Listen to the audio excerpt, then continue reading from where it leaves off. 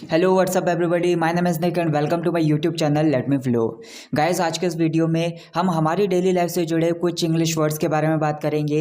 इनमें कुछ phrasal verbs होंगी, कुछ फ्रेजेस होंगी और कुछ इडियम्स भी होंगी। तो वीडियो को लास्ट तक जरूर देखिए, आप कुछ ना कुछ नया जरूर सीखेंगे। So without any further ado let's get into the video. हमारा पहला सेंटेंस है I can't do without my mobile for a week. यहाँ पर डू विदाउट सिंपली एक फ्रेजल वर्ब है। इसका मतलब होता है किसी चीज़ के बिना मैनेज करना या फिर किसी चीज़ के बिना काम चलाना। तो यहाँ पर इसका मतलब होगा कि एक हफ्ते तक मैं अपने मोबाइल के बिना काम नहीं चला सकता, मतलब एक हफ्ते तक मैं अपने मोबाइल के बिना नहीं रह सकता। Next one is don't scold him, he will try to rectify his mistakes. यहाँ पर रेक्टिफाई एक वर्ब है। इसका मतलब होता है अपनी की हुई गलती को सुधारना या फिर उसको ठीक करना। तो मतलब उसको डांटो मत, वो अपनी की हुई गलतियों को सुधारने की कोशिश करेगा या फिर अपनी की हुई गलती को ठीक करने की कोशिश करेगा। I was tickled pink to get silver play button in my hands. यहाँ पर to be tickled pink simply एक इडियम है। इसका मतलब होता है कि बहुत ज़्यादा खुश हो जाना या फिर हद से ज़्यादा खुश हो जाना। तो मतलब सिल्वर प्ले बटन को अपने हाथों में देखने के बाद या फिर सिल्वर प्ले बटन को अपने हाथों में पाकर मैं बहुत ज़्यादा खुश था या फिर मैं बहुत ज़्यादा हद से ज़्यादा खुश था। Next one is she was reluctant to admit her mistake. यहाँ पर रिलक्टेंट एक एडजेक्टिव है। इसका मतलब होता है कि किसी चीज़ को करने में अनिच्छुक, मतलब कोई चीज़ करने में उसकी इच्छा नहीं है, किसी की इच्छा नहीं है या फिर किसी चीज़ को मानने में वो इच्छा नहीं रखता है या फिर अनिच्छुक है। तो यहाँ पर बोला जा रहा है कि वो लड़की अपनी गलती को मानने की इच्छुक नहीं थी, मतलब वो ये नहीं मानना चाह रही थी कि उसने गलती की है। Next one is children were squabbling for a packet of chips. यहाँ पर स्क्वैबल सिंपली एक वर्ब है। इसका मतलब होता है कि छोटी छोटी फालतू की बातों पर बहस करना या फिर छोटी छोटी फालतू की बातों पर लड़ाई करना, झगड़ा करना। तो यहाँ पर ये बोला जा रहा है मतलब जो छोटे बच्चे थे वो एक पैकेट के चिप्स के लिए, मतलब ये छोटी सी बात है, फालतू की बात है, इसके लिए झगड़ा कर रहे थे या फिर बहस कर रहे थे।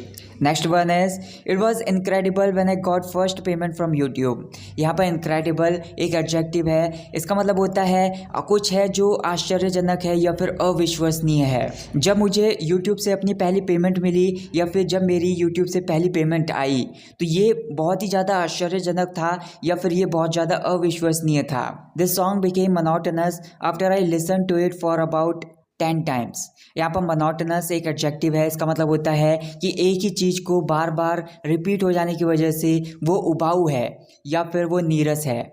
तो यहाँ पर बोला जा रहा है कि ये जो गाना है उसको मैंने लगभग 10 बार लगातार सुना, तो इसकी वजह से इसके बाद ये मोनोटोनस बन गया या फिर उबाऊ बन गया या फिर बोरिंग बन गया।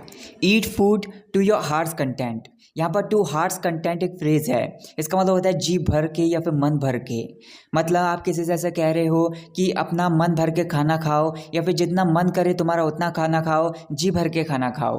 Next one is you have recuperated now you should dispense with medicine. यहाँ पर रिकूपरेट एक वर्ब है। इसका मतलब होता है किसी बीमारी से उभर जाना, मतलब किसी बीमारी से लड़ने के बाद ठीक हो जाना, अब उससे बिल्कुल चंगा हो जाना। Dispense with something, dispense with somebody एक फ्रेजल वर्ब होती है। इसका मतलब होता है कोई चीज़ है या फिर कोई पर्सन है जिसे आप पहले बहुत ज़्यादा यूज़ किया करते थे, पहले वो आपके लिए बहुत ज़्यादा इंपॉर्टेंट थी लेकिन अब वो आपके लिए बिल्कुल यूजलेस है, बिल्कुल बेकार है। तो यहाँ पर इसका मतलब ये होगा तुम अपनी बीमारी से लड़ने के बाद अब ठीक हो चुके हो तो तुम्हें अपनी मेडिसिन से या फिर तुम्हें अपनी दवाइयों से छुटकारा पा लेना चाहिए, या फिर पहले जब तुम बीमार थे तो उस टाइम पर इन सारी दवाइयों का यूज़ किया करते थे, तो अब तुम ठीक हो चुके हो तो ये सारी दवाइयाँ तुम्हारे लिए बेकार हैं, तुम्हारे लिए यूजलेस हैं। Next one is I resented the way she talk to me. यहाँ पर रिजेंट सिंपली एक वर्ब है। इसका मतलब होता है किसी बात का बुरा मान जाना या फिर किसी बात की वजह से नाराज हो जाना। तो यहाँ पर ये बोला जा रहा है कि जिस तरीके से उसने मुझसे बात की, मतलब किसी लड़की के बारे में बात की जा रही है कि जिस तरीके से उस लड़की ने मुझसे बात की उस तरीके की वजह से मैं उससे नाराज हो गया या फिर उस तरीके की वजह से ये मुझे बुरा लग गया। Next one is everything will be all right in the course of time. In the course of time एक फ्रेज होती है। इसका मतलब होता है एक ना एक दिन। तो यहाँ पर ये बोला जा रहा है कि सब कुछ ठीक हो जाएगा एक ना एक दिन, या फिर एक ना एक दिन सब कुछ फिक्स हो जाएगा, एक ना एक दिन सब कुछ ठीक हो जाएगा। This shirt is in tatters. In tatters एक फ्रेज़ होती है, इसका मतलब होता है किसी चीज़ के चितड़े चितड़े हुए हैं या फिर कोई चीज़ है जो बुरी तरह से फटी हुई है। तो यहाँ पर ये बोला जा रहा है कि ये जो शर्ट है इसके चितड़े चितड़े उड़े पड़े हैं, या फिर ये जो शर्ट है ये अच्छी तरीके से या फिर बुरी तरीके से फटी हुई है। Next one is it's really a magnificent chance to talk to her. Magnificent एक एडजेक्टिव है, इसका मतलब होता है कि कुछ है जो भव्य है या फिर बहुत ज़्यादा शानदार है। तो यहाँ पर ये बोला जा रहा है कि उससे बात करने का ये सच में बहुत ज़्यादा शानदार मौका है या फिर बहुत ज़्यादा भव्य मौका है। हमारा अगला सेंटेंस है I jumped at the first opportunity to earn money. यहाँ पर जंप एट समथिंग एक फ्रेजल वर्ब होती है, इसका मतलब होता है कि बहुत ही बड़ी खुशी से किसी को तुरंत मान लेना, कोई चीज़ है उसको तुरंत स्वीकार कर लेना खुशी से। तो यहाँ पर ये बोला जा रहा है कि पैसा कमाने की पहली अपॉर्चुनिटी को या फिर पैसा कमाने की पहले मौके को मैंने बड़ी खुशी से मान लिया या फिर मैंने बड़ी खुशी से तुरंत स्वीकार कर लिया। Next one is there was a public fury over his latest film. यहाँ पर फ्यूरी एक नाउन है, इसका मतलब होता है किसी चीज़ के लिए बहुत सारे लोग जब क्रोधित हो जाते हैं तो ऐसी सिचुएशन को, या फिर बहुत सारे लोग गुस्सा हो जाते हैं तो ऐसी सिचुएशन को, ऐसी स्थिति को हम फ्यूरी बोल सकते हैं। तो यहाँ पर ये बोला जा रहा है हाल ही में फिल्म आई है उसकी वजह से बहुत सारे लोग क्रोधित हो गए हैं, या फिर एक ऐसी स्थिति बन गई है जिसकी वजह से बहुत सारे लोगों को गुस्सा आ गया है। Next one is while having a talk with me on the phone she was wailing. यहाँ पर हैव अ टॉक एक इडियम होती है, इसका मतलब होता है बातचीत करना या फिर किसी से वार्तालाप करना।